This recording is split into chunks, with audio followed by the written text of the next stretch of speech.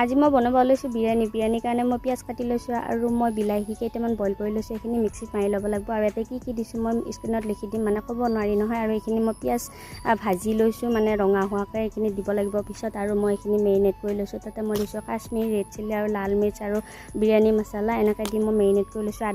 আদা নহৰু দিছিলোঁ, মানে এই ইমান কম টাইমত মানে ইমান কথা ক'ব নোৱাৰি। আৰু ডেচকি এটা বহাই লৈ তাতে এইখিনি গৰম মছলা আৰু ইফালে পিঁয়াজ অলপমান দি পেলাই মই মেৰিনেট কৰি থোৱাখিনি বহাই দিছোঁ। আৰু তাতে তেল অলপমান দিব পাহৰিছিলোঁ, তেলখিনি দি লৈছোঁ। তাৰপাছত এনেকৈ মই লাৰ-চাৰ কৰি আছোঁ। যিখিনি পানী ভাতৰ কাৰণে বহাই থৈছিলোঁ সেইখিনি পানী মই ভাতকেইটা বহাই দি পেলাই আধা সিজা হোৱাকৈ মই নমাই লৈছোঁ। নমাই লৈ পেলাই এইখিনি হোৱাৰ পাছত মই ভাতৰ এটা তৰপ দি পেলাই তাতে বহাই দিম। তাতে মই অলপ সৰু পিঁয়াজখিনি যি ৰঙাকৈ ভাজি লৈছিলোঁ সেইখিনি পিঁয়াজ মই বহাই দি পেলাই দম মাৰিবৰ কাৰণে 30 মিনিটমান ৰাখি থৈছোঁ। আৰু বহুত বাচন লেতেৰা হৈ কাৰণে মই কলপাত আনি লৈছোঁ। আৰু মই ট্ৰাই কৰি চালোঁ, আপোনালোকে ট্ৰাই কৰি চাব পাৰে। আজিৰ কাৰণে ভিডিঅ'টো ইমানেই।